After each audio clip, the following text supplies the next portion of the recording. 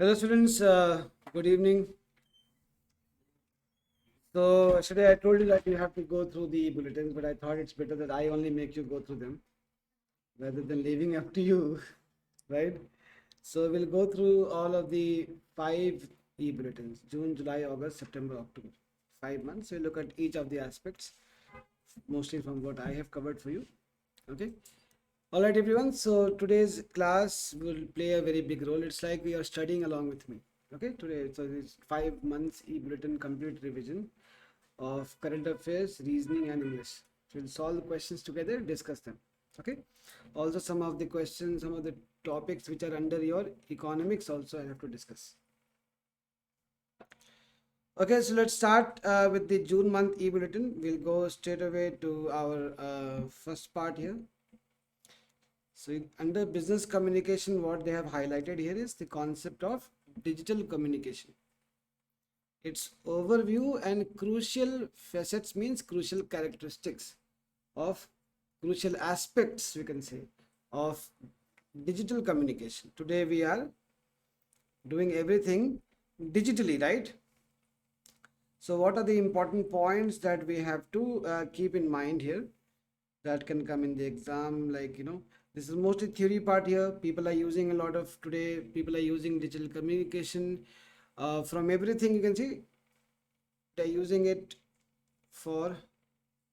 So digital communications professionals are responsible for everything from creating online brand assets to building an engaged social media audience. So today's day is of digital marketing, online marketing, and people are using digital communication more than what they have done ever before in India as well as in the world.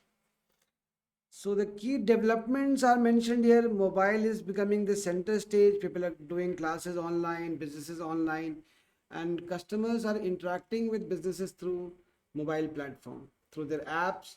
Even nowadays we have WhatsApp for business, we have Instagram for business, where customers can directly communicate with businesses using WhatsApp and Instagram. Okay. According to, you can see, according to a statistics, during the first half of 2020, 1.6 billion messages were sent worldwide through the cm.com platforms. That's 53 more than what happened in the previous year. Artificial intelligence has now is being used at the forefront. So today, if you have to communicate with a company, let's say for example, you have booked a ticket online for a flight and you want to change the date of your travel, or you want to know anything about your flight, you will see that the customer care, when you go to try to interact with the airlines, you will always find that you are interacting with a machine, not a person. What are these machines called? Chatbots. So you can note down this word, chatbots. This is a question which can come in your exam, right? So artificial enabled communication is done through what? Through chatbots. These chatbots are robotic, you can say, artificial intelligence based online tools that customers can interact with. Chatbots can be implemented to do what? To respond to queries, means questions, provide information, or even preempt requests. Whatever requests are there, they can solve those things. So what are chatbots? You note it down, this word. So this whole theory part you don't have to remember.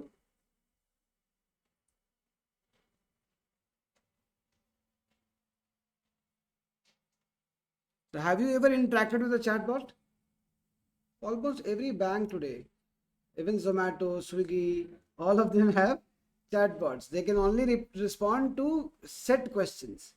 There will be set questions, they will be taking those set questions. Mostly you have to just give your order number or reference number. Based on that, they'll give you multiple options. What do you want to know? You want to know about your order, you want to cancel your order, or you want to change the date of your order. Those things are there. So most of the companies, as I told in one of the classes I was taking in a college, that people don't understand But very soon, and very soon means just 4 5 years, right? Very soon, a number of jobs will go to artificial intelligence. The last 3 4 years has seen phenomenal improvement in artificial intelligence, and that is basically because of the improvement in mobile technology. Already, the industry has capacity to remove 70% of the jobs that people are doing. They don't need people for those jobs. The only reason they are not doing it is that it can lead to wide unrest. People will start protesting on the streets, right? They'll start losing jobs. But chatbots are replacing customer care executives, right? I think most of the companies have reduced their customer care department at least by 50 to 60% because of the chatbots. You should be familiar with all the concepts of digital money. Today you're making payments online using a mobile phone, right?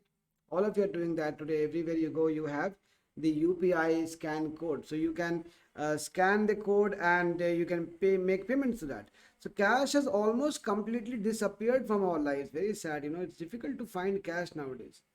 Sometimes you really need cash and you go to an ATM, there's no cash, right? Once upon a time, ATMs used to be like bright and if AC used to be there, one guard used to be there, but today we don't have any security guard outside ATMs. Have you seen them? And AC is also not working. Very soon, these ATMs will also close. So, cash has almost completely vanished from our lives, and card payments have played an important role in this mobile. Also, mobile payments has been gaining momentum. I think mainly it has been mobile payments, not card payments, right? Mobile payments have changed the game. Stores have options to allow you to scan a QR code to make a payment. What is a QR code? What is the full form of QR? You all have scanned QR codes, right? What is the full form of QR? Tell me. Quick response. QR code is quick response code. A quick response code, QR. What is the full form of QR? They can ask you, right? So stores have options that allow you to scan a QR code to make a payment. Banks have started allowing money to be transferred to cell phone numbers. See, most of the online payments, I hope you're noting down these words, no? Chatbots, QR code, full form, quick response. And we have other terminologies that you should know. For example, regarding online payments, you should know what is UPI, you should know what is Bheem.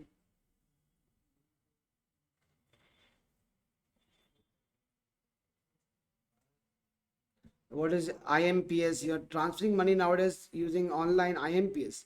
In addition to NEFT, there used to be something called as NEFT, right? It's still there. NEFT. What is it called? NEFT, RTGS. These are all different ways of making payment. Clear? These are POS devices are there. POS. So UPI, BHIM, Bheem, IMPS, NEFT, RTGS, and MMID. If you want to make any payment through a mobile phone, you need to have an MMID for you. When you register for Google Pay or Paytm, they create one MMID. So what is a UPI? Tell me quickly the full form of UPI. Unified Payment Interface. Unified. This can come as a GK question also for you, okay? Unified Payment Interface. These are all current affairs GK things that you should know. Unified Payment Interface. What is Bheem? Bharat Interface for Money. Bharat, that is India, and BH is Bharat Interface for Money. What is Bheem? It is an app. What is Bheem? It is an app made by the National Payment Council of India. So Bharat Interface for Money. And what is UPI? UPI is a platform. There's a difference between Bheem and UPI. UPI is a platform and Bheem is an app. IMPS is immediate payment system. What is IMPS? Immediate. Yeah, IMPS is a bank-based technology through which you can make payments quickly. Immediate payment system. System or service? Payment service. And NEFT is National Electronic Fund Transfer. So all of these things are linked to your digital payments, digital communication, National Electronic Fund Transfer. Earlier used to do fund transfer only in bank working hours, but nowadays we can do 24/7 fund transfer.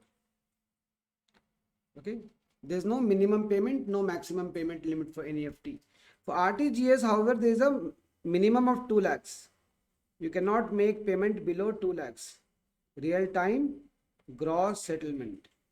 RTGS happens faster, so for larger transactions, we use RTGS. Real time gross settlement. NEFT happens in batches, so there can be a delay of 30 minutes in your NEFT, because every 30 minutes batch settlement will happen and your payment will go through. And POS is point of sale. So when you go to a petrol pump and they will scan your card, right? That machine is called point of sale device. Point of sale, POS. And MMID stands for mobile money identifier. Mobile money identifier. So all these things are linked with digital payments. Mobile money identifier. So all latest things that have come in the last 2 years, 3 years, I think it has become very common in our country. So all of these can, come as a full form question for you as a part of your economics and business environment. They can come as a full form question for you as a part of current affairs, right? You should know about these things. So UPI, BHIM, IMPS, NEFT, RTGS, POS, and MMID. This I have explained to you. So QR also you have taken down the full form. Now we have voice enabled technology today. And so home automation devices. Can you give me an example of voice enabled technology? Alexa is there, right? And what else? Siri is there. So these are different types of voice enabled devices. Home automation devices have become very, very common. And that's all happening because of digital communication. So that's one part that we had to cover for you from the June. Contingent contract is a part of your legal aptitude. You know what is contingent contract, right? What is a contingent contract? Contingent means based on if something will happen or not happen. Clear? Any contingent contract is based on the possibility of something happening or not happening. For example, look at this. Rajesh makes a contract with Hina to sell a PlayStation at a price of 15,000 if Rajan, to whom the PlayStation has been offered, refuses to buy. If something happens, then I will fulfill the contract. That is what is called contingent contract. In this, various things are there. I'm not covering on legal aptitude. And let's move on to economics and business environment. So disinvestment, what is disinvestment? It is the action of an organization or government selling or liquidating an asset or subsidiary, right? For example, if government has planned to sell its stakes in LIC, you know that, right? Government has planned to sell all, to release IPO, initial public offering, to sell its stake in the Life Insurance Corporation. This process in which the government gives up its own share in a public sector undertaking, right? Or a government owned company, government is giving up its investment. It's selling its shareholding to private players. This process is called as disinvestment. Clear? So absent the sale of an asset, if the asset is not being sold, disinvestment also refers to capital expenditure reduction. So basically you are reducing your capital expenditure. What can it do? Government, with this extra money that it gains by selling its stake or shareholding or assets, it can reallocate the resources to more productive areas within the country. So they can invest in infrastructure, building roads and dams and all those things, right? That is what is called as disinvestment. Disinvesting means what? It is an exit strategy. That means taking out an existing investment. So you have some money, like for example, recently the government disinvested airlines, Indian Airlines, by selling it to whom? To Tata's for how much money? 18,000 crores. That is also an example of disinvestment. Now look at this.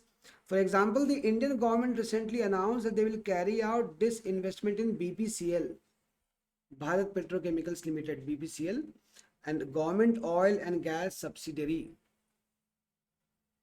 So this process of selling the government assets and companies, either partially or completely. So what can the government do? Suppose government has majority shares in a company. Let's say government is the owner of 90% shares of a company. Clear? The government can retain majority shares if it is a critical industry like defense, railways. If it's a critical industry, government can retain majority shareholding, let's say 51%, 52%. Through that, it will still be in the control of government. And the remaining 35%, 40% share that the government has, the government can disinvest. Or the government can become a minority shareholder if it is not a critical industry. Or government can completely sell 100% also.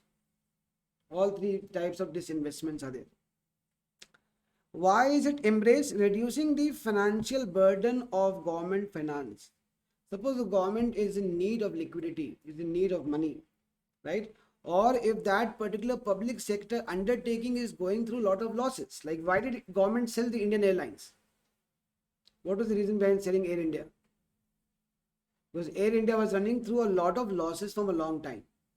That is why the government decided to sell it off to maybe a more competent private player, because private players will not have to go through all these steps that the government has to go through. Understanding?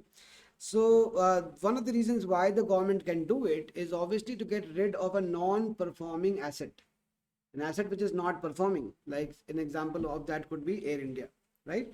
So or that is what the government is trying to do, reduce its financial burden. The government can also do this investment to open up markets for private firms. Let's say, for example, today railways are completely government owned, right? I think they have just started now for the first time thinking about private railways also, private trains owned by companies. But till now, what we know in India is railways is completely government. Railway stations, railway platform, all the trains, everything is government owned. The government started monetizing. So what governments also sometimes do is, it's not always this investment. The government can try to monetize its assets also. Monetize means to start making money through its assets, right? Without selling the asset. For example, the government can allow private firms to do marketing inside government owned railway stations and government owned different places, right? Like trains and buses. In BMTC buses, you have seen ads, right? That's a way of monetizing a government asset. So government started monetizing the railways by allowing private players to give ads on railway trains. You see now railway coaches are painted with ads or different companies. So that is called monetizing. What the government, suppose tomorrow the government allows private company owned trains also to operate.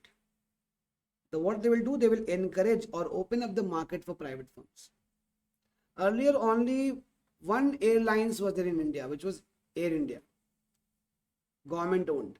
No private airlines were there. When the government allowed private firms, it led to increase of number of flights and more people started flying. The cost of flying became cheaper, and flying was no longer just for politicians, film stars, but for common people also. Flight became available.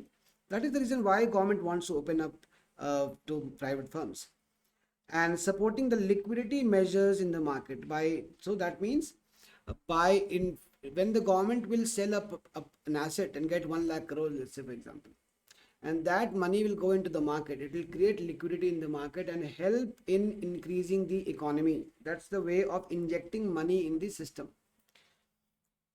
Also to raise money to fulfill the long term goals of the government, channelize resources, all these additional points are there. Different forms of disinvestments are there. Okay. Now we don't have to worry about all of these things. Minority disinvestment, I've already explained to you that the government can sell a part of its shareholding and retain its majority share. 51% share it can keep and remaining it can sell. Majority disinvestment means the government can sell a major part of its shareholding, which the government is doing in LIC, which the government is planning to do in BPCL. Okay. Strategic disinvestment means selling off a public sector undertaking. What is PSU full form? Public sector undertaking to a non-government private entity. And complete disinvestment means 100% sale of government stake in a POC leads to privatization of that company. A perfect example of that would be Air India, right? What the government has told Tata is that you have to retain all employees for 1 year. After 1 year, you can give them chutti, right? Till 1 year you can't fire them, but after that, it's up to you what you do with them.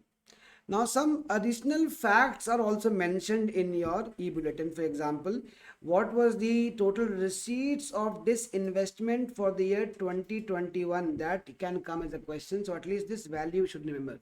32,845 crore rupees of receipts were there through disinvestment in 2021, 2020 and 2021. So this can become a current affair question for you. See, this is under business economics and business environment.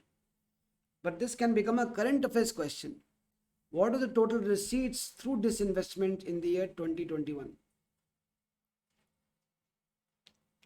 32,845 crores.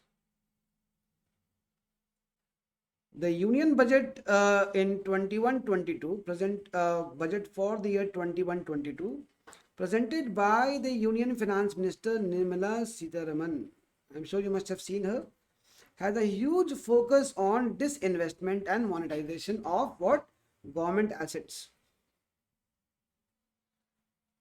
So many different things they want to monetize or disinvest. National Highway Authorities of India, railways, airports, Gas Authority of India Limited, HPCIL, all of these will be monetized or disinvestment. So, bech do kind of scenario, right? Now, this is what GK fact for you. In the union budget, the government has budgeted how much money? 1.75 lakh crores from stake sale in public sector companies and financial institutions, including 2 PSU banks and 1 insurance company. 2 public sector banks and 1 insurance company. Through that, what the government is trying to do? Raise how much money? 1.75 lakh crore rupees. So this is a GK question for you, right? What money the government has budgeted in the budget of 21-22 through stake sale in public sector companies? 1.75 lakh crores. That becomes a fact for you. And then conclusion is there. From that, we don't have any GK questions. So let's move on. And current affairs, we have discussed this earlier also once, but let's quickly understand. Prime Minister Narendra Modi participated in the first outreach session of the G7 summit on June 12, 2021. What is the title of the session? Building Back Stronger Health. What is the theme of this G7 summit? First outreach session of the G7 summit. G7 is a group of 7 countries, right? The most developed countries in the world. Okay. So during this session, Prime Minister expressed appreciation for the support of G7 and other guest countries. And this is important. What message he gave? He gave a message of One Earth, One Health. So what is the theme of this G7 summit? Building back stronger health, particularly after COVID crisis. And our Prime Minister, Honorable Prime Minister, addressed the importance of One Earth, One Health. He likes one India, one Earth, one health, one government, one Prime Minister. Okay, so the idea is One Earth, One Health. That's a very important concept that can come to you. What message was given by Prime Minister Modi in the G7 summit? One Earth, One Health. Now, second thing is the launch of the short films called Hisab Ki Kitab. By whom? By Union Minister of State for Finance and Corporate Affairs, Shri Anurag Singh Thakur. See, Union Minister for Finance is Nirmala Sitharaman, and Union Minister of State for Finance and Corporate Affairs, Shri Anurag Singh Thakur. Think of it like Assistant Finance Minister. Okay. 6 modules were there of investor education and protection, titled Hisab Ki Kitab. So that's one point for you to remember. Next important part for you is International Yoga Day. When is International Yoga Day celebrated? June 21st. Every year on June 21st, the International Yoga Day is celebrated. So what we should definitely know is, what was the theme for the International Yoga Day this year? Tell me. Yoga for Wellness. Theme of the International Yoga Day was Yoga for Wellness. That's one question for you. And we'll skip all of the other points here and come to this point here. During his address, means Prime Minister address, he announced M Yoga app. What app is there? M Yoga app. So what is the name of the app launched during International Yoga Day? The answer is M Yoga, mobile yoga app, which will be available in multiple languages. Okay. Now, appointment of election commissioner, this I had done earlier in my GK classes. Shri Anup Chandra Pandey, a new election commissioner, not chief election commissioner, new election commissioner appointed by the president, Shri Anup Chandra Pandey, who is a UP 1984 batch IS officer. So Anup Chandra Pandey. Next important GK point from your e-bulletin is Naftali Bennett. Who is Naftali Bennett? The new Prime Minister of Israel. Israel's new Prime Minister. What is the name? Naftali Bennett. Don't know? Please note it down. Now, whom did she defeat? That's not important. And understand that she is the new Prime Minister of Israel. Naftali Bennett.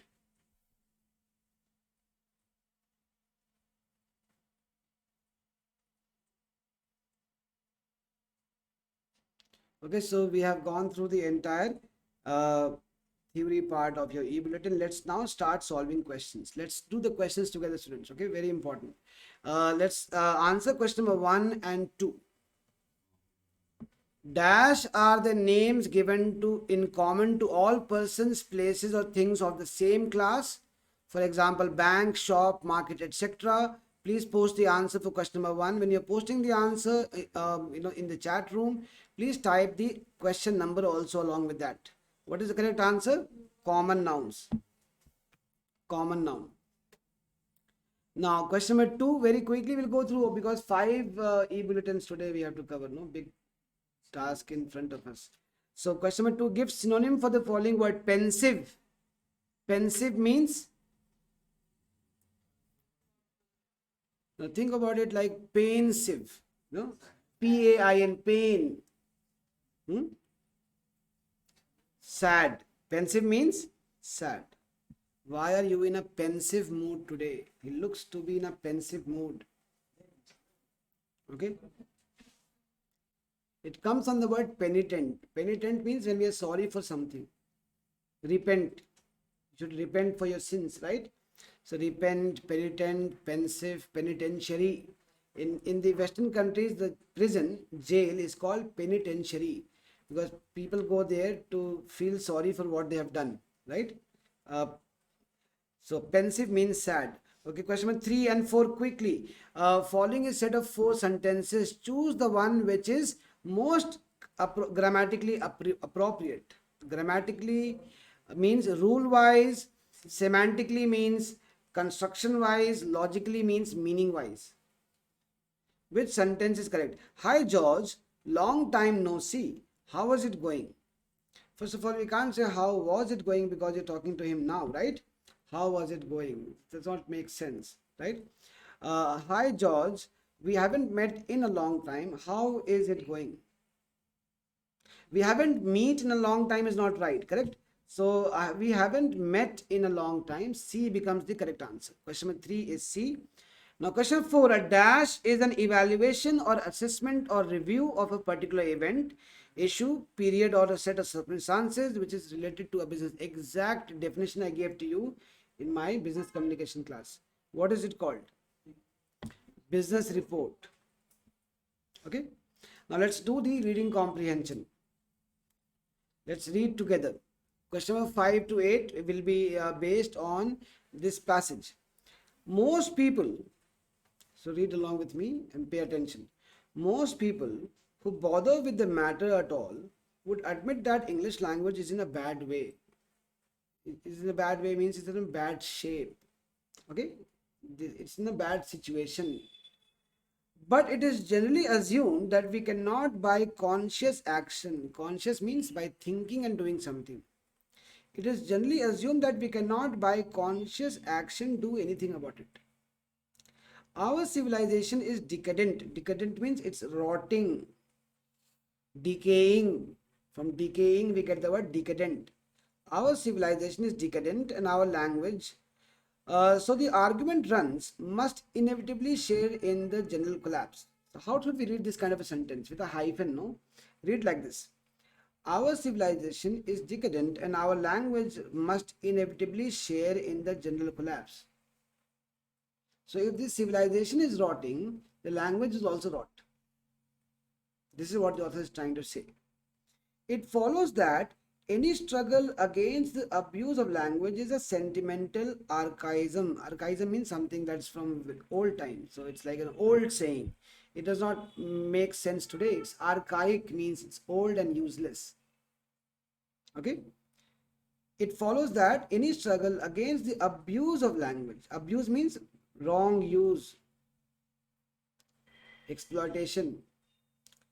Any argument, any struggle against the wrong use of language is a sentimental archaism, like preferring candles to electric light or handsome cabs to aeroplanes. Underneath this lies the half-conscious belief that language is natural growth and not an instrument which we shape for our own purposes. So people normally believe in their mind, although they are not completely, confident about it. So it's half-conscious belief, like so belief. Partly we believe, partly we don't believe. That language is natural growth. It's not something that we can control. Just like how we cannot control things which are natural, we can't control language. And if it has to destroy, it will destroy. This is what people believe. Now it is clear that the decline of language must ultimately have political and economic causes. It is not due simply to the bad influence of this or that individual writer. Political and economic causes are there, not because of one bad writer like Chetan Bhagat, right? Okay. But an effect can become a cause. Effect can become a cause, reinforcing the original cause and producing the same effect in an intensified form, and so on indefinitely. Now, author knew that you will not understand this. Effect becomes cause and reinforcing the original cause and all that. He thought that it will go above your head. So he gave you an example for that. A man may take to drink because he feels himself to be a failure, like Kabir Singh, and then fail all the more completely because he drinks. You start drinking because you're a failure, and since you are drinking, now you'll become a bigger failure. And since you'll be a bigger failure, you'll start drinking even more. And you'll drink even more and you'll become an ever more colossal failure. That is what he's saying. The cause becomes effect, and then again it leads to more cause and more effect, cause, effect, cause, effect.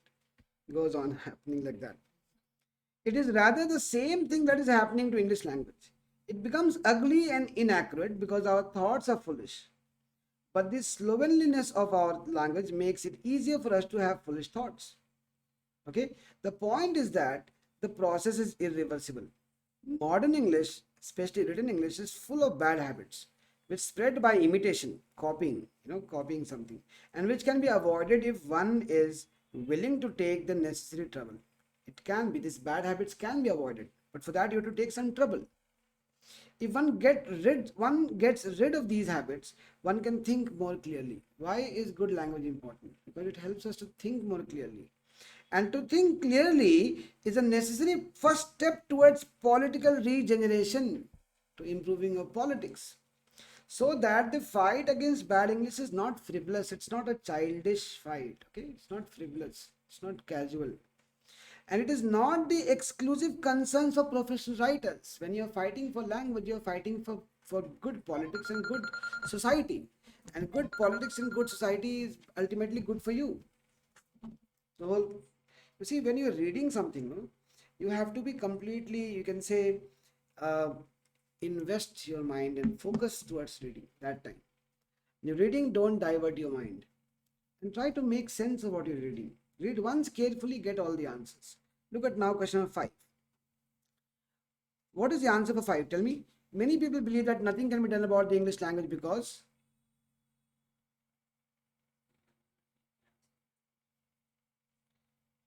we live in a decadent, rotting civilization, and rotting civilization means rotting language. Okay. The author believes that answer for question number 6.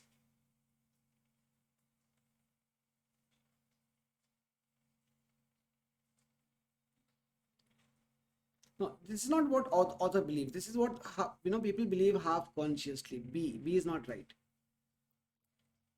The author believes the process of an increasingly bad language cannot be stopped. Seventh one, the author believes the first stage towards the political regeneration of language would be, what would be the first step for political regeneration? Clear thinking. You see, if you come back and you see it, to think clearly is a necessary first step towards political. See, direct answer is there.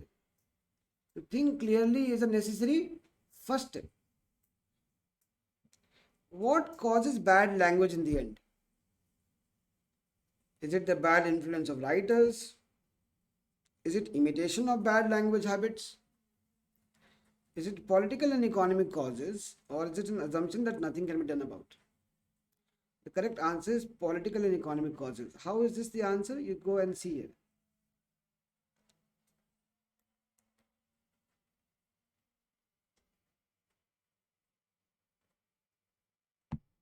Now it is clear that the decline of language must ultimately have what cause? Political and economic causes.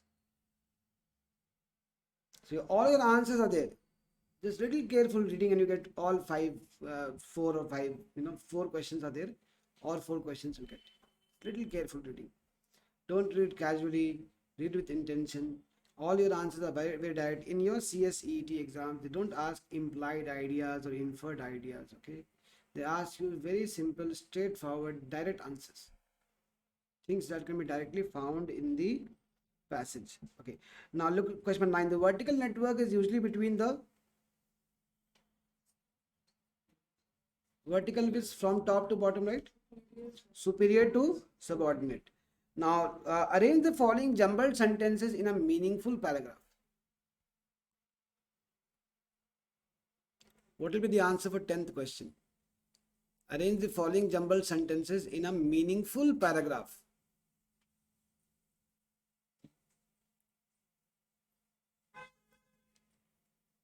See, we can't start with A, we can't start with B. You can see that either it's D or C.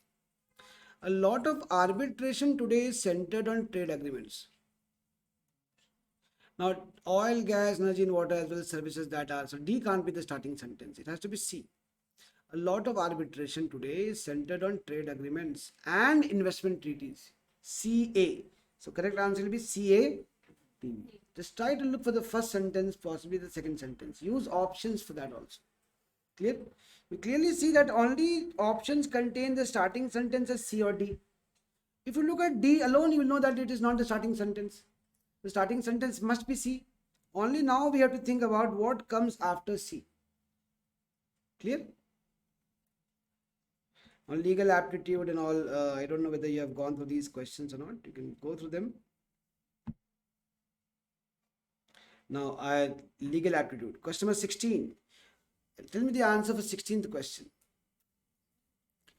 If 1st January 2012 is Monday, then which day is the Indian Independence Day of the same year? I gave you one super technique for this, right? Benchmark day technique. What type of year is this? Leap year. In leap year, 4th Jan is a benchmark day. What is a benchmark day? 4th Jan. If you don't know what this technique is, please refer to your notes. This is the fastest way of solving this question. So 1st Jan is Monday, 2nd will be Tuesday, 3rd will be Wednesday, and 4th will be Thursday. If benchmark day is Thursday, is Independence Day also a benchmark day? So yes, what will be the answer? Thursday. Please see the benchmark day concept. That is a super technique for solving these questions in seconds. Okay. And question number 17. If ABCD is coded as FGHI and RSTU is coded as WXYZ, then DFG is coded as what? DEFG, we will leave one letter in between, H. Right? After that, what will come? IJKL. See, after ABCD, one letter we are leaving, right? We are leaving one letter, E. And we have FGHI. RSTU, we are leaving one letter, V. We get WXYZ. So DEFG, leave one letter, H. And you get IJKL. Is this question clear to everyone? 17th one. IJKL. Now 18th question, what is the answer? Choose the odd one out. Why is dog the odd one out here? Because all others are cat family. All of the others are cat family animals. Now question 19 and 20. 19th, arrange the words in the logical way. Logical order of words I had discussed with you in the reasoning class.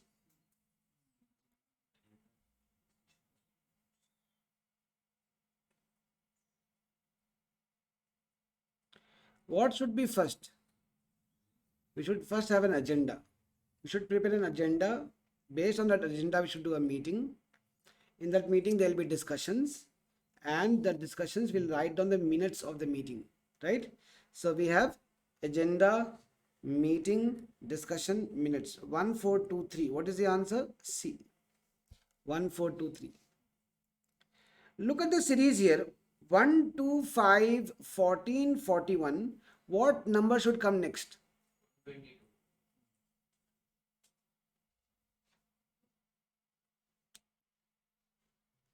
1 and 2, 2 and 5, 5 and 14, 14 and 41. How will you solve this question? So 1 into 3 minus 1 is 2. 2 into 3, 6 minus 1 is 5. So into 3 minus 1. What is the logic here? Into 3 minus 1. So 41 into 3. 123 minus 1 is how much? 122. 41 into 3, 123 minus 1, 122.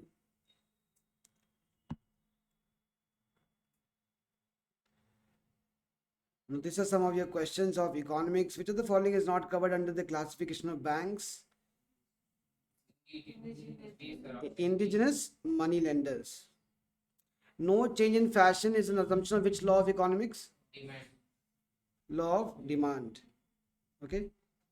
Salaries, subsidies, interest payments of government are covered under which of the following? Revenue expenditure. 24. A dash is one when there is no change produced in the demand of a product with change in its price. If there is no change in demand, perfectly inelastic demand. An example for that? Give me an example.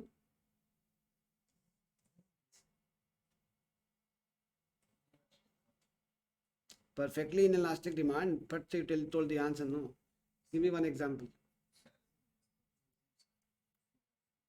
You in the online class, give me one quick example. Perfectly inelastic demand. I'll tell you one simple example. Salt. Essential. No. If salt becomes cheaper, will you start eating salt? If salt becomes expensive, will you stop eating salt?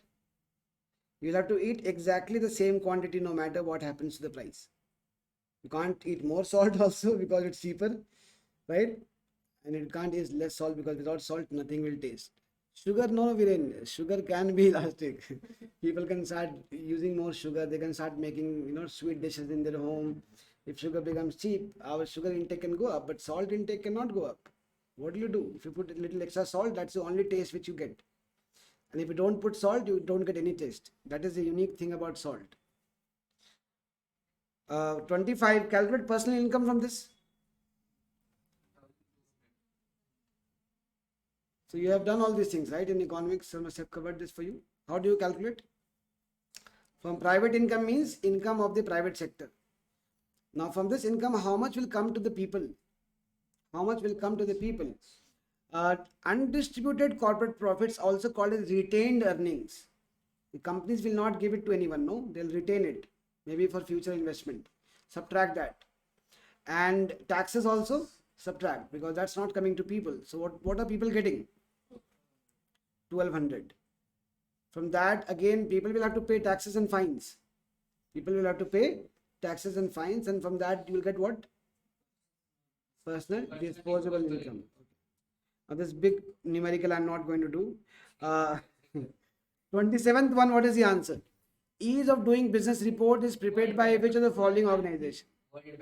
Ease of doing business report. It's a current affairs question, so it's a GK question, you can say. Ease of doing business report is prepared by World Bank. Other questions you can go through yourself. Current affairs. Mary Kom won which medal at the 2021 ASBC Asian Boxing Championship? Silver medal. Who recently has been appointed as new chairman of National Human Rights Commission? Arun Kumar Mishra. Who among the following billionaires is planning to travel to space in July 21? Jeff Bezos. Who has become the world's fastest woman to scale Mount Everest? Sang Yin Hung. Abdullah Shahid has been elected as president of 76th United Nations General Assembly session. He is foreign minister of which nation? Maldives. Who has been appointed as new CBI director?